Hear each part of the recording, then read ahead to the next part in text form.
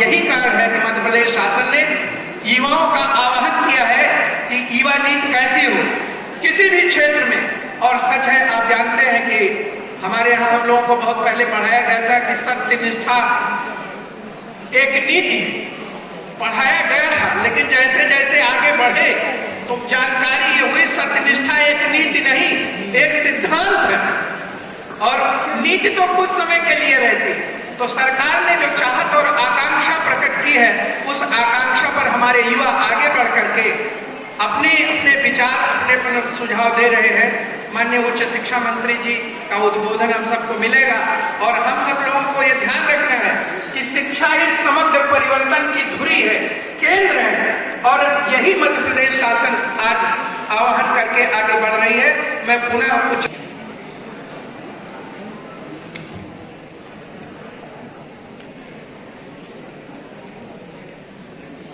शासकीय महाकौशल कला एवं वाणिज्य महाविद्यालय में युवा नीति के सुझावों को लेकर के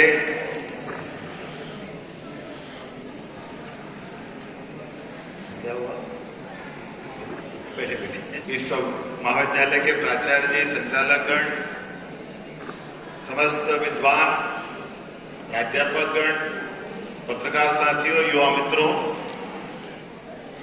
जिस बात को मैं कहने के लिए आपके बीच में आया हूं, एक बार जोरदार तालियां माननीय यशस्वी मुख्यमंत्री शिवराज सिंह चौहान के लिए बजाएं।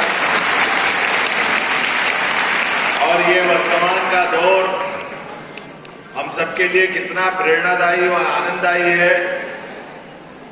युवाओं के लिए जिस प्रकार से हमारे सपनों को पंख लग करके हमारी भावनाओं के बलबूते पर प्रतिभा के माध्यम से दुनिया में हम अपनी विशेष पहचान बनाने के लिए आगे लालायित हैं और बढ़ रहे हैं। और ये कॉलेजों के अंदर विश्व सबसे बड़ी ताकत को चुनौती देने का प्रयास पास के देश के लोग कर रहे हैं। और वो दौर के बाद 14 का समय आया, और 14 का समय आया तो केवल एक दौर में नहीं आया। वोटों के माध्यम से प्रधानमंत्री बने नरेंद्र मोदी जी, लेकिन लोकतंत्र में एक युवा कैसे होना चाहिए, इसका उदाहरण यहां से चालू होता है। हमारे वोट की ताकत क्या होती है, यहां से शुरू होती है। हम सब अगर नरेंद्र मोदी जी का जीवन चरित्र, चाय की दुकान छोड़ करके स्कूल चले जाता है, वापस आता है, अपनी पढ़ाई जो जितनी मौका मिलता पढ़ते पढ़ते युवा ही तरुण अवस्था से युवा अवस्था में प्रवेश करते हैं। एजुकेशन होता है, लेकिन एजुकेशन के बाद वो कल्पना करता कि इस वर्तमान के माहौल में मेरे जैसे लोग अगर देश में केवल अपने परिवार बसा करके बाल बच्चे लेके चलेंगे तो बात नहीं बनेगी।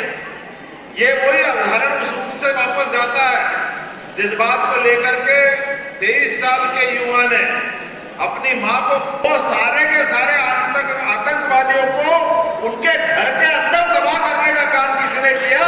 तो माननीय नरेंद्र मोदी जी की सेना ने किया। अब मित्रों, हमारा यह संवाद का कार्यक्रम है। इस संवाद के कार्यक्रम में मैं कोई कांग्रेस बीजेपी नहीं करना चाहता, लेकिन निष्पक्ष भाव से अगर आपसे बात करना चाहूंगा।